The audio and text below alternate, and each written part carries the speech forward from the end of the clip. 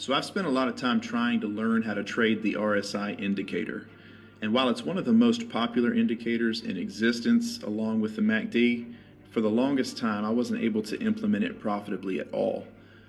That was until I figured out how to actually use it.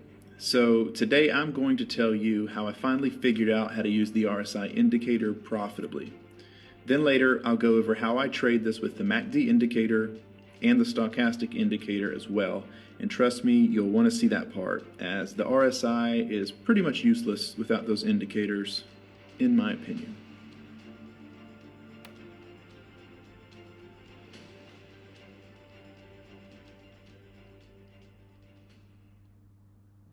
The RSI indicator. How many videos are there on the internet covering this? Yet it took me forever to implement this profitably. You see, most people teach that the RSI indicator is meant to give you overbought and oversold signals. Therefore, logic would imply that when the indicator is oversold, below 30 that is, we would be looking to take an up trade in the near future. And inversely, when the indicator is overbought, over the 70 area, well, that would be when we should look for a down move, correct? Hell no, that hardly ever works. This is a very good way to start throwing your money away, and I know this because I've done it. What the RSI indicator actually is, and get this, is a trend indicator. You see, if the RSI is below the 50 level, that is indicative of a down trend. Take a look at this. Obviously, the price on this symbol is going down. Note where the RSI level is. It's below 50. That is until the trend changes here, and now the RSI is above 50. Who knew, right? So when the RSI is above 50, we would then have an uptrend. Here you go. You can see here on this chart exactly what I'm talking about. Notice how we have an uptrend. Pay attention to how the RSI is above 50 this entire time. Now, I'm not going to spend a ton of time on this because it's very, very simple. Just look at your own charts and you will see this over and over again. And by now you have probably noticed that my RSI indicator looks different than yours. I only have one line on mine at the 50 level. And see, this is exactly why you've never learned to trade this correctly. The default indicator comes with a line at the 70 level and a line at the 30 level. There is no line at the 50 area on a standard RSI. So what I would say to you is that you should draw one on yours. And this is exactly the reason why so many people can't trade this correctly. The lines throw you off as to what is actually important, and you end up focusing on the 30 and 70 levels. Now, we can't trade the RSI by itself. Well, actually you can do whatever you want, but you'll lose money. But we can't trade it by itself because it's only serving to show us a trend. And it will only ever show us the trend on the current time frame that we're using. I use multiple time frames, but that's beyond the scope of this video. But if we added something like, say, a stochastic slow indicator, now we can more accurately pinpoint overbought and oversold areas, while also being able to determine the current trend. Let's take a look at this chart of Amazon on the 60-minute time frame from March of this past year, 2020.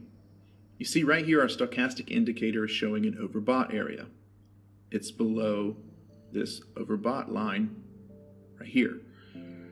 At the very same time, the RSI indicator is above 50. This would imply a strengthening uptrend, and therefore we would not be interested in taking the trade down at this point.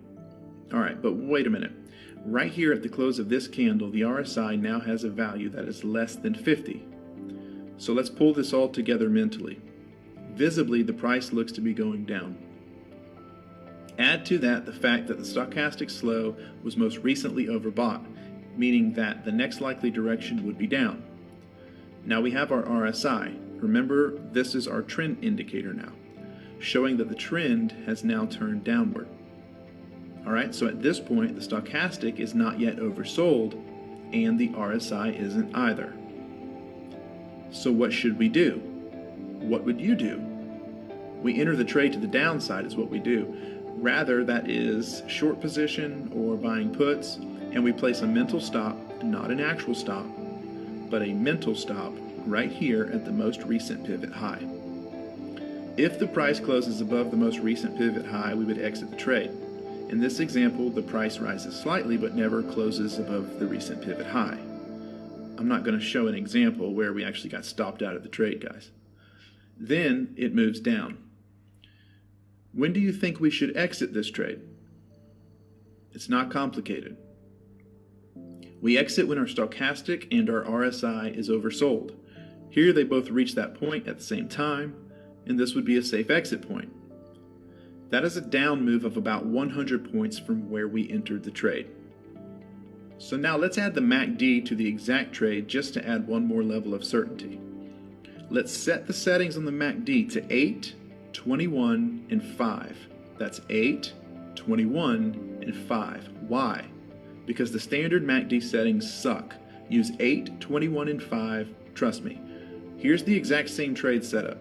Now you can see that the MACD is crossing down at the same time that we determined that we could enter the trade. Ladies and gentlemen, this is how you use multiple indicators at one time, and this will make your trades and your entries far more accurate. Let's do another trade example, and this time we'll look at an up trade.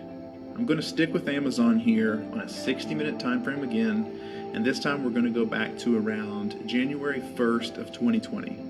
The first thing that we can notice from looking at this chart is that the RSI has been consistently above 50.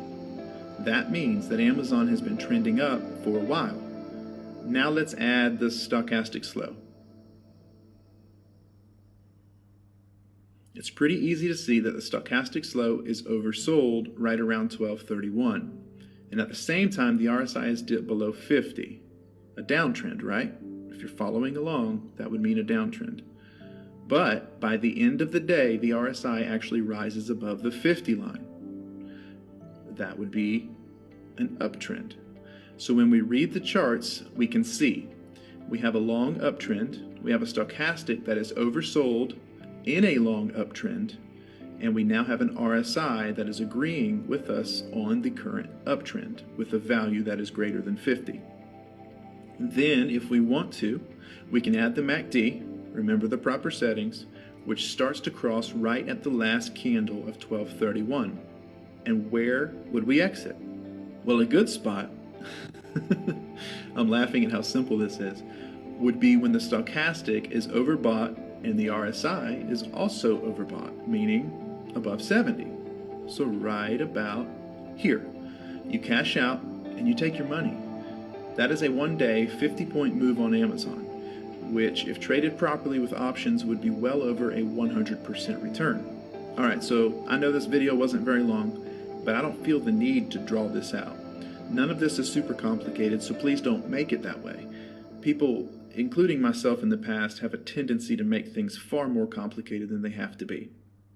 I hope this was helpful, and I hope it earned me a push of the subscribe and the like buttons if you haven't already done so. Thank you for watching, and I hope you absolutely crush the markets in the coming weeks. Thanks, guys.